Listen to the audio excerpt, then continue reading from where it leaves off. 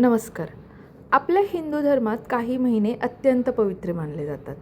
पण एक असा महिना आहे जो थेट भगवान विष्णूंशी जोडला गेला आहे, जो प्रत्येक 2 ते 3 वर्षांनी येतो आणि ज्यात केलेली भक्ती अनेक पटींनी फळ देते. तो म्हणजे अधिक मास, ज्याला पुरुषोत्तम मास असेही म्हणतात. पण हा महिना नेमका का येतो? यात शुभकार्य का टाळली जातात?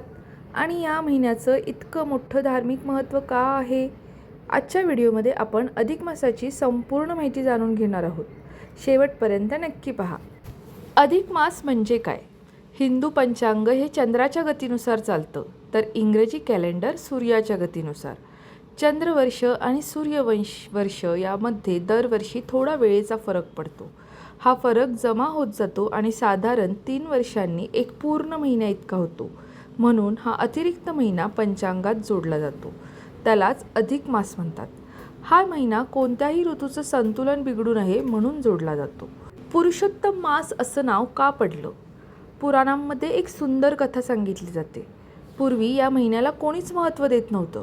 कोणतेही शुभकार्य या महिन्यात होत नव्हते. त्यामुळे हा महिना दुःखी झाला. तो थेट भगवान विष्णूंकडे गेला. भगवान विष्णूंनी त्याला आपल्या नावाने ओळख दिली आणि म्हणाले, आजपासून तू पुरुषोत्तम मास म्हणून ओळखला जाशील. जो भक्त या महिन्यात भक्ती करेल त्याला विशेष पुण्य प्राप्त होईल. तेव्हापासून अधिक मासाला अत्यंत पवित्र मानलं जाऊ लागलं. या महिन्यात काय काय करावं? या महिन्यात भगवान विष्णूंची पूजा करावी, नामस्मरण करावं, भगवद्गीतेचं वाचन करावं, विष्णू सहस्रनामाचं पठण करावं, दानधर्म करावेत, उपवास करावेत आणि गरिबांना अन्नदान करावं. असं मानलं जातं की या महिन्यात केलेली प्रार्थना आणि दान अनेक पटींनी फळ देतात. परंपरेनुसार काही शुभकार्य या महिन्यात टाळली जातात, जसं की विवाह, गृहप्रवेश, मुंज, नवीन व्यवसायाची सुरुवात, कारण हा महिना भक्ती, साधना आणि आत्मशुद्धीसाठी मानला जातो. अधिक मासाचं आध्यात्मिक महत्त्व असं आहे की आजच्या धावपळीच्या जीवनात आपण स्वतःसाठीच वेळ काढत नाही. अधिक मास आपल्याला थांबून स्वतःकडे पाहायला शिकवतो, मन शांत ठेवायला शिकवतो आणि देवाशी जोडण्याची एक सुंदर संधी देतो.